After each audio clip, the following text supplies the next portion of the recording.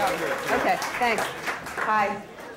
Third-time listener, first-time talker, so here we go. Yeah. My mom was a paranoid schizophrenic, but somehow she managed to get custody of my younger sister and I, because that's what happened in the early 70s.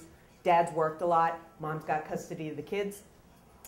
I know that my household was pretty quirky when I was growing up, and I learned to be pretty independent from a very early age.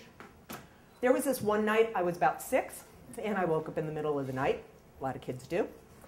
And I went downstairs to look for my mom. Mom, Mom, no mom. Go into the bathroom, because maybe she's passed out in the bathroom. She did that every once in a while. No mom. Go into the living room, because maybe she's passed out on the couch, because she would do that once in a while too.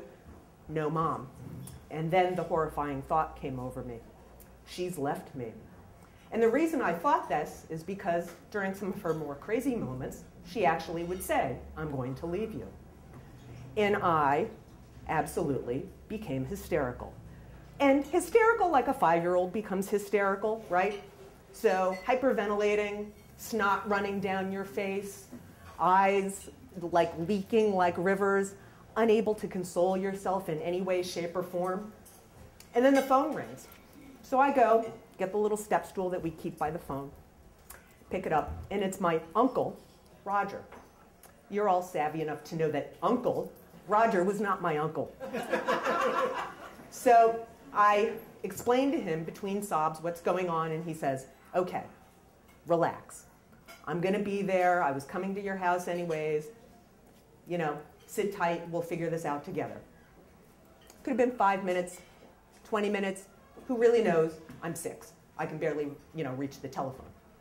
So when Uncle Roger shows up, even my 6-year-old self can discern a couple of things about Uncle Roger that become pretty critical this evening. Number one, he does not have children, and I know this because he cannot console a 6-year-old child who is hysterical because her mother has gone missing.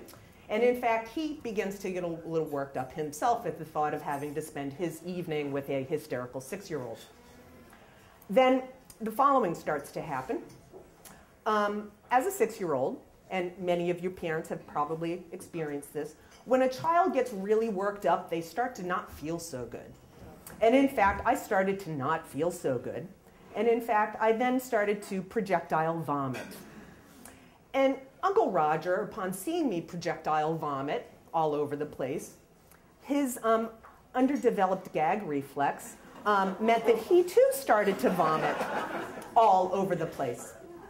So there we are, filling my faux brick linoleum floor with vomit. And I don't know about you. It might be just a genetic thing with me. But when you vomit, you kind of lose spatial and directional capabilities. So not my real Uncle Roger, he's tall. He can just lean into the kitchen sink. But I'm small. I'm low to the ground. I have to find a toilet somewhere. So I could have gone to the toilet right off the kitchen with the red brick linoleum floor, but I went through the formal dining room with the antique Persian carpet and up the stairs to the au pair suite, which were carpeted, and into the au pair suite, which was carpeted, and into the very chic 70s carpeted bathroom of the au pair suite. So I've made my little Hansel and Gretel trail of vomit, and not my real Uncle Roger and I are vomiting in stereophonic sound. And my mom walks through the door. She'd been down at a neighbor's house having Kool-Aid. I think that you all know that that Kool-Aid might have been Chardonnay flavored. They made that in the 70s, I guess. I wish they still made it today. Anyways, my mom calms me down like only a mom can, puts me back to bed, and apparently spends a really fun evening cleaning up a lot of vomit. And that story would go unforgotten for about 40 years, until after the last Story Slam, I thought, I've got a story about panic. And I started to rethink through those series of events, but I kept on remembering them through the lens of a 5-year-old. And I'm now older than my mom was when that story happened. And I thought, okay, wait a minute, time out. Let's think about this story from the vantage point of somebody my age. Why was Uncle Roger calling that night? I know what it means when a man calls me late at night. Uncle Roger was making a booty call on my mother.